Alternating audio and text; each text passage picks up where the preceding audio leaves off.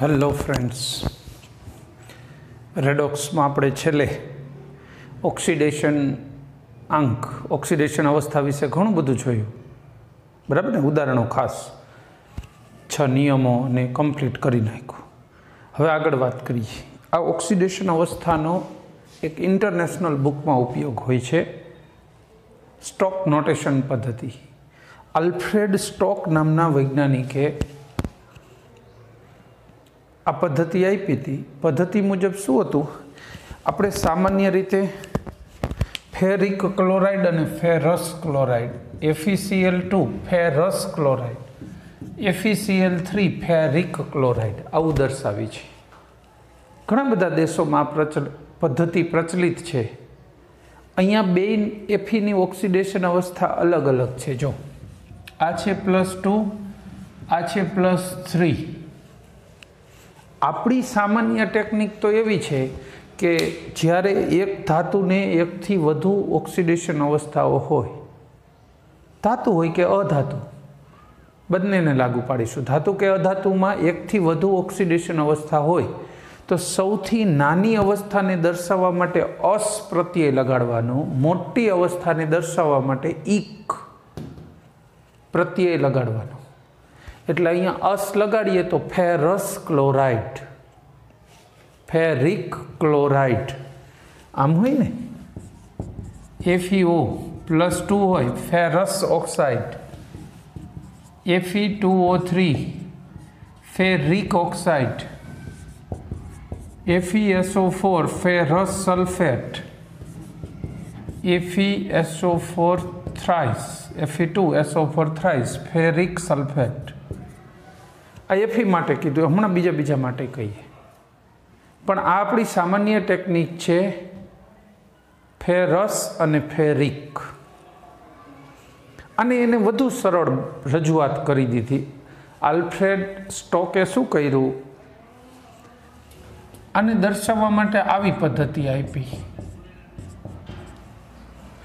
Fe લખવાનો, એના પછી કાઉન્સની અંદર રોમન આંકડામાં એની ઓક્સિડેશન અવસ્થા. અહીંયા Fe3 ક્લોરાઇડ, રોમન આંકડામાં એની ઓક્સિડેશન અવસ્થા. બરાબર છે? આ બધામાં અહીં થઈ શકે કે નહીં? અહીંયા લખી દેવાનું Fe2O. Fe2 આવી જાય ને પછી લખવાનું O3. આ 3 શું દર્શાવે છે? આ Feની ઓક્સિડેશન અવસ્થા.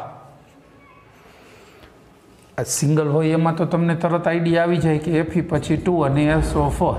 પણ જો આવો પ્રત્યય કંઈ લાગેલો હોય તો એ પ્રત્યય Feનો છે એટલે એ પૂરો થઈ જાય ને પ્રત્યય, પછી લખાય. રેડી? તો આ જે રીતે લખ્યું છે, આ રીત, આને સ્ટોક નોટેશન કહેવાય. સ્ટોક નોટેશન પદ્ધતિ. ઓરસ ક્લોરાઇડ અને ઓરિક ક્લોરાઇડ, AuCl2 અને AuCl3. આ ઓરસ ક્લોરાઇડ ને ઓરિક ક્લોરાઇડ. આને દર્શાવવું હોય તો Au2Cl2, Au3Cl3. ધ્યાન રાખવાનું, કાઉન્સમાં દર્શાવવાની ઓક્સિડેશન અવસ્થા અને રોમન આંકડામાં દર્શાવવાની. અત્યાર સુધી શું હતું? તમને ઓક્સિડેશન અવસ્થા કહું કે ભાઈ આની +2 થાય તો એ સમજાવવું પડતું હતું. હવે ઓક્સિડેશન અવસ્થા આપણે ઘણું બધું ભણી ગયા. Auની ખબર ના હોય તો શોધી લેવાની, ક્લોરીનની -1 મૂકીને મળી જશે. બરાબર છે? આને સ્ટોક નોટેશન પદ્ધતિ કહેવાય. Mercuric chloride, mercurous chloride, ferrous chloride, ferric ઘણા બધા માટે લાગુ પાડી શકાય છે. એવો એક કોયડો આપ્યો છે ને એમાં એને થોડાક આવા ઉદાહરણો આપ્યા કે ભાઈ આને સ્ટોક નોટેશન મુજબ લખી આપો.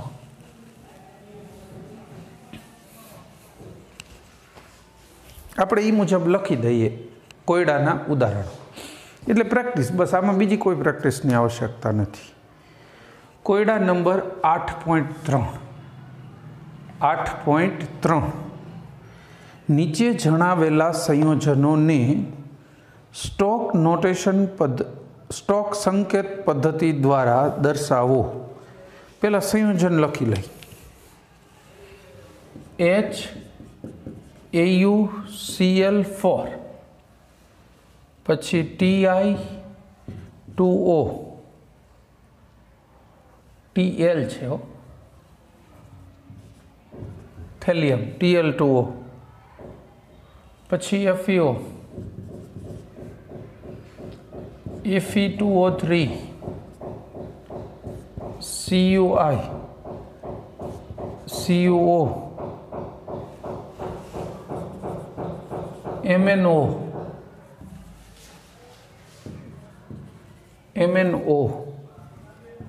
MnO2 હવે આપણે આને દર્શાવીશું જો આની ઓક્સિડેશન અवस्था કેટલી આની -4 એમાંથી આ 1 પ્લસ ગઈ એટલે હજી -3 વધી તો આની +3 હોય આની -2 એવા બે થેલિયમની એક એક હોય તો +2 થઈ જાય ને તો +1 આ તો બહુ જાણીતું છે આપણે કેટલી વાર આવી ગયું +2 અને +3 આ +1 કારણ કે I ની -1 O ની -2 એટલે કોપર ની +2 +2 बराबर है मिक्स न थाय के विडियो में जोवा में जरा मिक्स थतुं होय तो हालो Mn नी +2 O नी -2 अहींया +4 आ बधानी ऑक्सिडेशन अवस्थाओं गणी लीधी हवे आपणे शुं कर देवानुं आनी स्टॉक पद्धति मुजब लखी दईशुं ने HAu3Cl4 Tl2 1O Fe2O Fe2O3 Cu1I Cu2O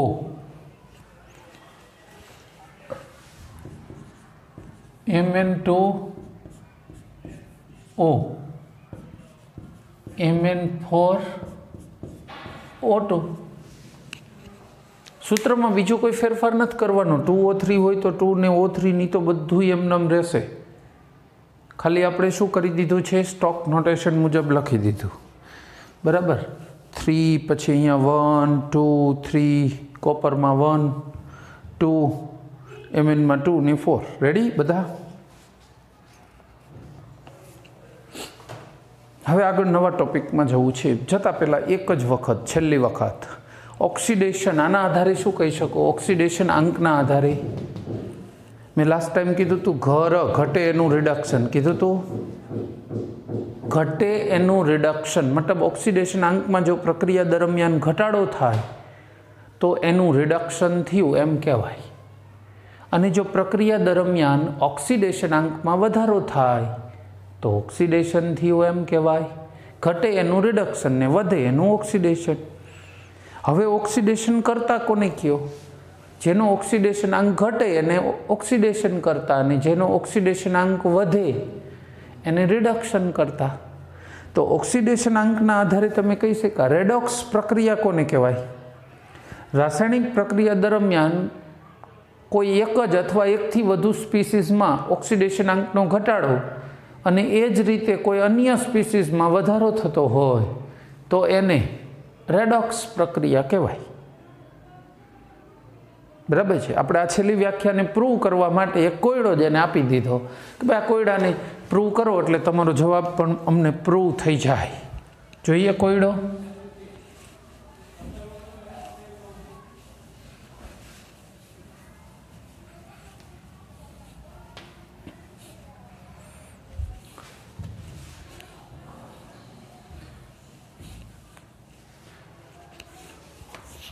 कोयडो જોઈએ એનો 8.4 આપેલી પ્રક્રિયા રેડોક્સ પ્રક્રિયા છે તેનું વાજબીપણું જણાવો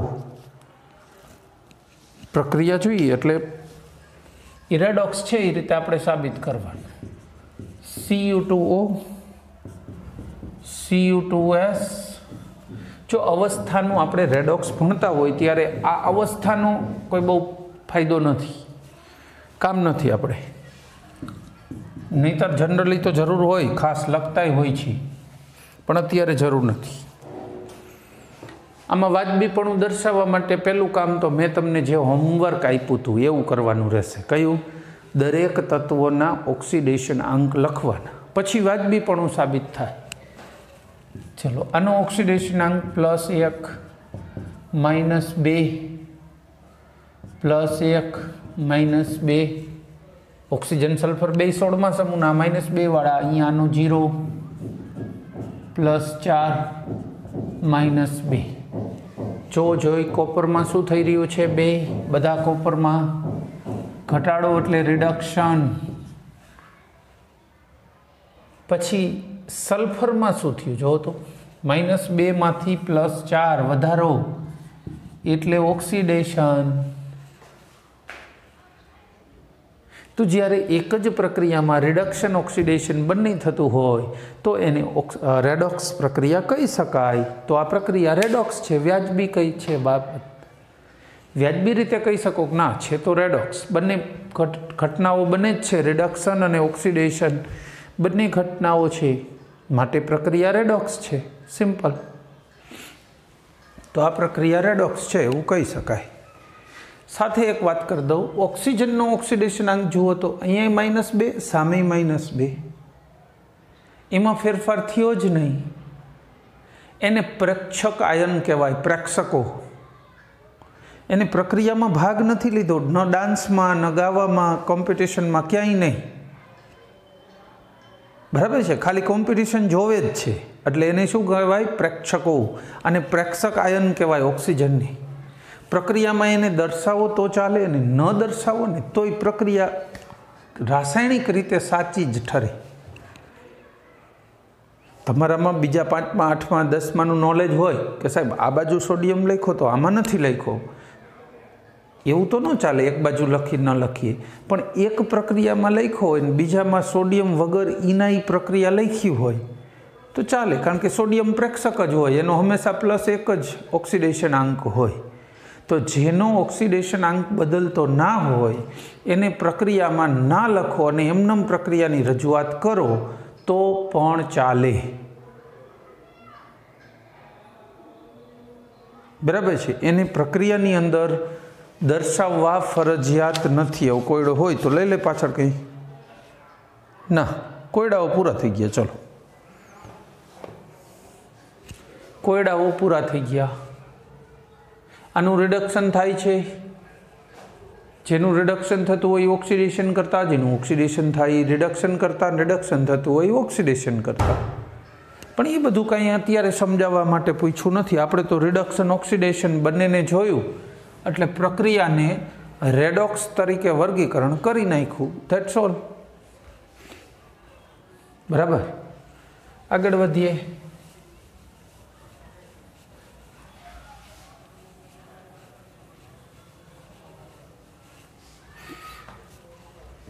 હવે જોઈશું રેડોક્સ પ્રક્રિયાના પ્રકારો. કેટલા પ્રકારની હોય?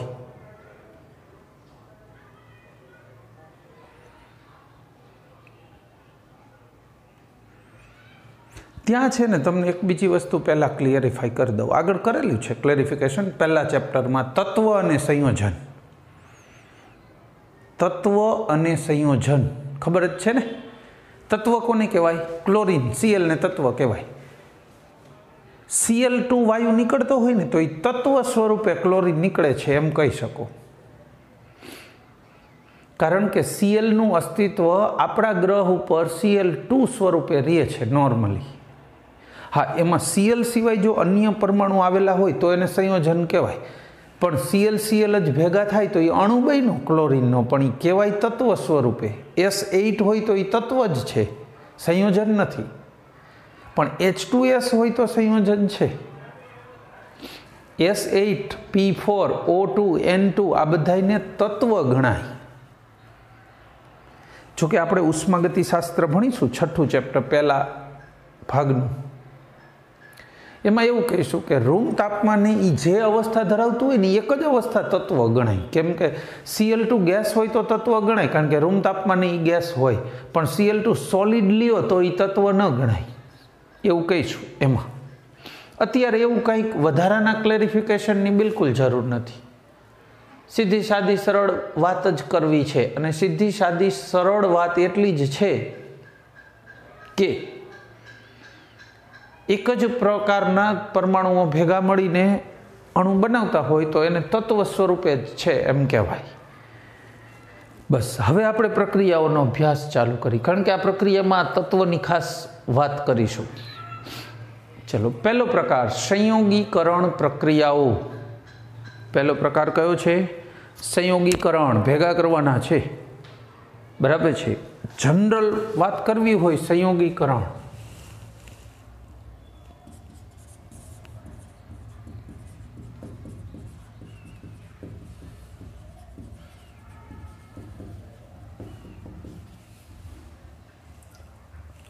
x + y અને z બને, સંયોજન બને. આમાંથી કોઈ એક તત્વ રૂપે હોવું જોઈએ મિનિમમ. બે હોય તો મોસ્ટ બેટર, કંઈ વાંધો નથી, પણ મિનિમમ એક શું હોવું જોઈએ? તત્વ હોવું જોઈએ. એ બીજા સંયોજન અથવા તત્વ હારે જોડાય અને નવું સંયોજન બનાવતું હોવું જોઈએ. હું ઉદાહરણ આપું છું. આ CH4 તત્વ છે કે સંયોજન? સંયોજન. આનું દહન કરો, O2 સાથે જોડાય, CO2 ને પાણી બનાવી, બરાબર છે, 2 O2. આ સંયોજન સંયોગીકરણ છે. જો O2 તત્વ રૂપે છે, આ સંયોજન બેમાંથી સંયોજન બેનું છે મિક્સ થઈને.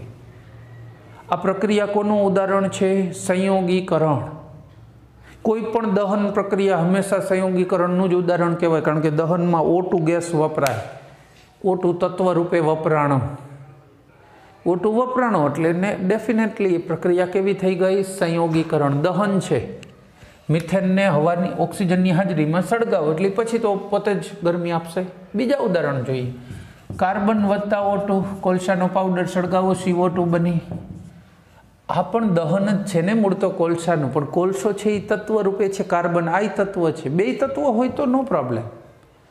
હજી એવું ઉદાહરણ લઈએ, બંને તત્વો હોય એવું. Mg+N2, Mg3N2, મેગ્નેશિયમ નાઇટ્રાઇડ કહેવાય આની. આનું નામ છે મેગ્નેશિયમ નાઇટ્રાઇડ. આ બધી જ પ્રક્રિયા સંયોગીકરણ દર્શાવે છે. કરેક્ટ? જો અહીંયા ઓછામાં ઓછી આપણે 20-25 પ્રક્રિયાઓ લઈશું, પણ આવી સાદી સરળ. આ કાંઈ અઘરી ના કહેવાય, 25 હોય કે 200 હોય. કેમિસ્ટ્રી જ ભણતા હોય તો પ્રક્રિયાઓ તો પુષ્કળ આવે, પણ આ પ્રક્રિયાઓ આમાં આવતી હોય. પછી તમે કાર્બનવાળું ચેપ્ટર ભણતા હોય, એમાં આવી નથી આવી ગઈ.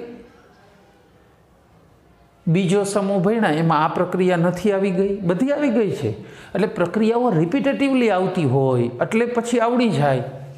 પહેલી વાર જ્યારે આવી હોય કે જોઈ હોય ત્યારે અમુક પ્રક્રિયાઓ અઘરી લાગે, ત્યારથી તૈયાર કરી નાખો તો જેટલી વાર ફરીથી ભણવાની આવે ને ત્યારે તમારા મગજમાં રિપીટેશન થઈ જાય. 12મું પૂરું થાય ત્યાં બધી પ્રક્રિયાઓ બાય હાર્ટ મોઢે આવડી જાય. એટલે તમારે શું કરવાનું? પહેલેથી જેમ જેમ પ્રક્રિયા ચાલે, નવી કોઈ પણ જેવી પ્રક્રિયા આવી અંદર ટેક્સ્ટ બુકમાં, એટલે તરત જ એ પ્રક્રિયાને પાકી કરી લો. મોઢે 2-5 વાર લખીને તૈયાર કરી લો. ખાલી સિંગલ પ્રક્રિયા કહું છું, જે રહી જતી હોય આપણા મગજમાં ના હોય એવી નવી આવી એટલે તરત ગમે તેમ લખીને એને પાકી કરી લો. 2-5 વાર લખવી પડશે, એમનેમ તો નહીં થઈ જાય. કક્કો આપણે કેટલી વાર ઘૂંટ્યો છે, બરાબર ને? કક્કો અનેક વાર ઘૂંટ્યો છે, ત્યારે પાકો થયો હતો. આગળ વધીએ. બીજો પ્રકાર છે વિઘટન પ્રક્રિયા. આનાથી બિલકુલ ઉલટી. સંયોગીકરણમાં સંયોજન બની, મતલબ એક તત્વ રૂપે ઘટક પ્રક્રિયક સાઈડે હોવું જોઈએ, તો વિઘટનમાં મિનિમમ એક તત્વરૂપ ઘટક નિપજમાં હોવું જોઈએ.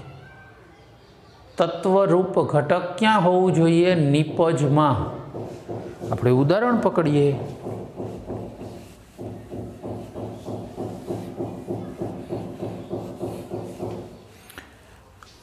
ચલો, વિઘટન પ્રક્રિયા.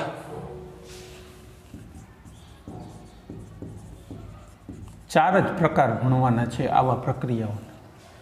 અને એ ઉદાહરણ રૂપે ઘણી બધી પ્રક્રિયા, એટલે મગજમાં વ્યાખ્યા તો એકદમ ક્લિયર કટ થઈ જાય, ખાલી ઉદાહરણ યાદ રાખવાની વાત છે. વિઘટનનો મતલબ શું રહેશે? મિનિમમ એક નિપજ સાઈડે શું હોવું જોઈએ? તત્વ હોવું જોઈએ. બંને હોય તો બેસ્ટ, આપણે ક્યાં ના પાડી છીએ? આ બે તત્વો જ છે, આ તત્વ કહેવાય. હવે તમે આટલું ભારપૂર્વક ભણશો ને એટલે વધારે મગજમાં ક્લેરિફિકેશન થશે તત્વને સંયોજનનું. એક જ પ્રકારના પરમાણુનો જથ્થો હોય તો એને તત્વ જ કહેવાય, એને સંયોજન ના કહેવાય. ડાલ્ટને કીધું તું એક પ્રકારના તત્વો, તો આ એક પ્રકારના તત્વો જ છે, સંયોજન નથી. બરાબર. બીજું ઉદાહરણ જોઈએ. ચલો, આનું વિઘટન કરો જોઈએ. NaH નામ સાંભળ્યું છે? Sodium hydride, H2 gas sodium, બે તત્વો મળ્યા જો, તો આ પણ વિઘટન છે. બીજું એક વિઘટન જોઈએ, KClO3, ગરમ કરો, KCl અને O2, તત્વ એક મળ્યું ને, બીજું ભલે સંયોજન મળ્યું, આ વિઘટન જ છે. આ વિઘટન પ્રક્રિયા છે.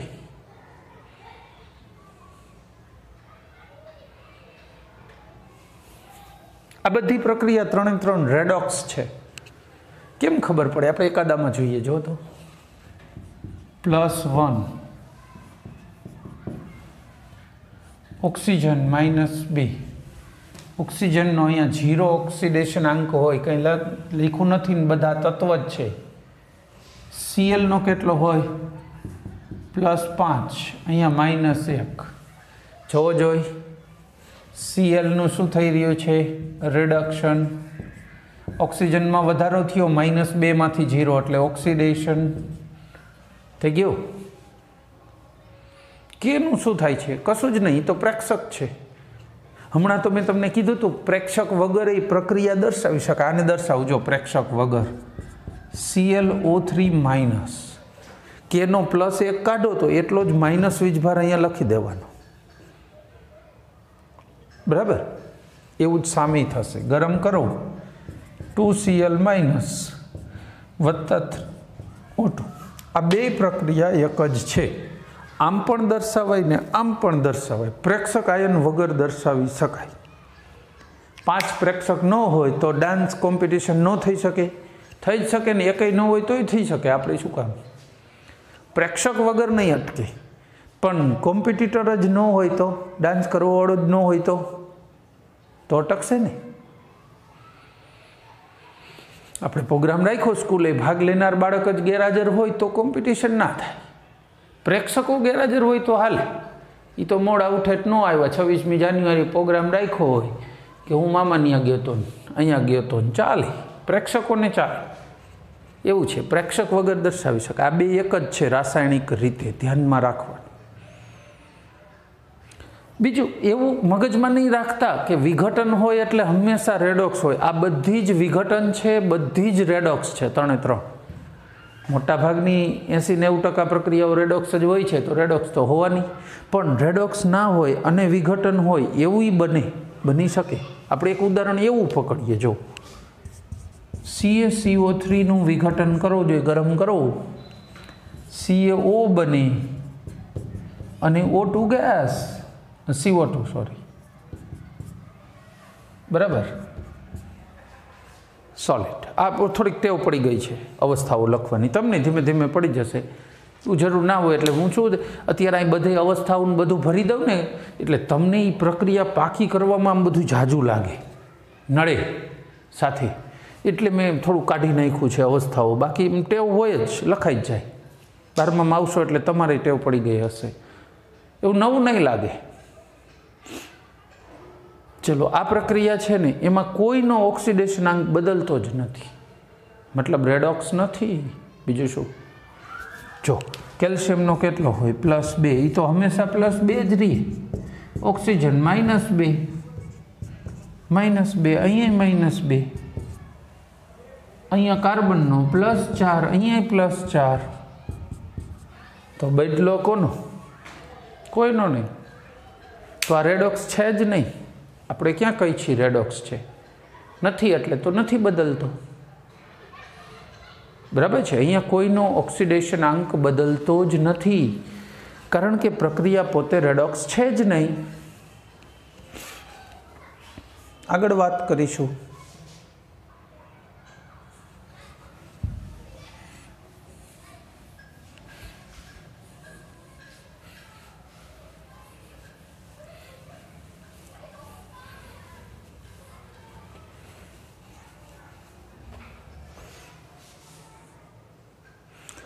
हवे प्रक्रियाओनो त्रीजो प्रकार, चलो रेडॉक्स प्रक्रियानो त्रीजो प्रकार विस्थापन। विस्थापन कोने कहेवाय? विस्थापननी व्याख्या शुं करी शकशो? एक संयोजनना कोई परमाणु के परमाणुओ अन्य संयोजनना परमाणु के परमाणुओथी विस्थापित थई जाय तो विस्थापन कहेवाय। आपणे त्रीजो प्रकार जोईए विस्थापन। x plus y z, x y plus z, बराबर, आने विस्थापन कहेवाय। विस्थापन प्रक्रियाओना बे प्रकार पेटा प्रकारो छे, धातु विस्थापन अने अधातु विस्थापन। धातुनुं धातु वडे विस्थापन एटले एने धातु विस्थापन कहेवाय। धातु विस्थापन आना उदाहरणों तो आपणे भणी गया छीए। आगळ याद करावो, मैं ओलुं कीधुं तो जादू करे जादूगरो ने एवुं। त्यां खबर छे कॉपर नाइट्रेटनुं द्रावण होय, झींकनो सळियो मूको एटले कॉपर सॉलिड छूटो पड़े, Zn+2 बनी। द्रावणमां आ धातु आयन हतुं एनुं विस्थापन Zn वडे थई गयुं। आखी प्रक्रिया लखुं तो आम कही शको CuSO4 वत्ता झींक। कॉपर અહીંથી નીકળીને આમાં એનું સ્થાન ઝીંકે લીધું ZnSO4 અને Cu।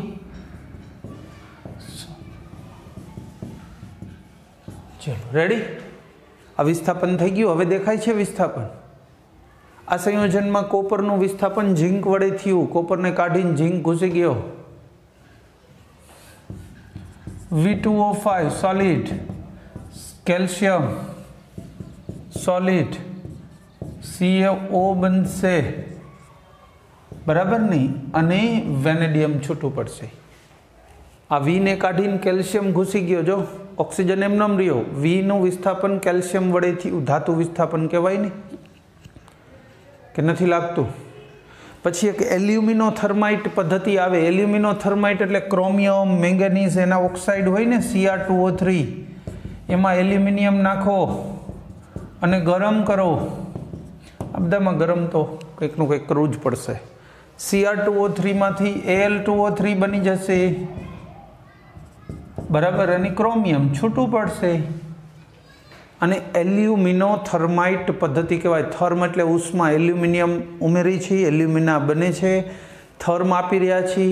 आ बधानुं इंडिकेशन करवानुं नाम शुं पाड्युं? एल्युमिनो थर्माइट पद्धति। आ प्रक्रिया एकनी क्रोमियम अने मैंगनीजना ऑक्साइडमांथी धातु छूटी पाडवानी पद्धति छे, बराबर छे। त्यार पछी जोईए TiCl4 वत्ता Mg शुं थई जाय? Ti छूटू पड़ी जाए अने MgCl2, बराबर छे। TiCl4 मांथी शुं बनी रह्युं छे? लिक्विड होय छे TiCl4। एमांथी MgCl2 बन्युं टिटानियम, एटले आ Tl काढीने Mg आवी गयुं। जो तो आ बधाय उदाहरणों धातुओनुं विस्थापन दर्शावे छे कि भाई ई धातुने काढो अमे आवी जाय, आ धातुने काढो अमे ऊभा रही जाय।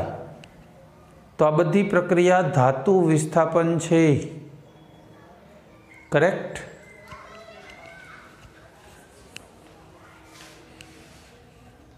चालो त्यार पछी शेनी वात करीशुं? अधातु विस्थापन। धातुओ वडे अधातुनुं विस्थापन थाय अने अधातु वडे पण अधातुनुं विस्थापन थाय, पण निकळनार घटक केवो होय छे? अधातु। ई धातु वडे निकळे तोय भले ने अधातु एना ने एना कोई अन्य घटको वडे निकळे तोय भले। पहेला धातुथी जोईए। पहेला विस्थापन कयुं जोवुं छे? धातु वडे अधातुनुं विस्थापन, पछी अधातु वडे अधातु। જો આ બધી પ્રક્રિયાઓ કદાચ તમને નવી લાગતી હશે પણ બહુ સહજ છે. તમે બીજા જે તે ચેપ્ટરો પી વિભાગ વગેરે ચાલશે ને, તમારે પાર્ટ 1 ચાલ્યું છે પી વિભાગ, પાર્ટ 2 નથી ચાલ્યું, તો પ્રક્રિયાઓ કેટલીક એની પણ હોય પાર્ટ 2ની. એલ્યુમિનિયમ ચાલી ગયું છે 13મો સમૂહ, એટલે તમને Cr2O3 વાળી પ્રક્રિયા તો આવડતી હોય, ભણી ગયા હોય એમ. ઘણી વખત શું હોય, મેગ્નેશિયમ આવ્યું એવી પ્રક્રિયા મેગ્નેશિયમ વાળામાં ન ભણ્યા પણ ભેગું ટિટાનિયમ આવે છે, ટિટાનિયમ વાળામાં ભણી જઈશું. એ બધું જ્યારે ચાલી ગયું હોય ત્યારે તો તમારે એ બધી પ્રક્રિયાઓ પાછી પી વિભાગમાં ત્યાં આ બધી જ રિપીટ થઈ ગઈ હોય, એટલે પછી વાંધો નથી આવતો હોતો. જે તે સિલેબસ ડિઝાઇન કરનાર ટીમે, કમિટીએ પણ એનો અભ્યાસ કરેલો હોય અને અમારો અનુભવ છે કે વિદ્યાર્થીઓને પ્રોબ્લેમ થતો નથી. ડોન્ટ વરી, બરાબર? ખાલી હિંમત રાખીને આગળ વધે રાખો.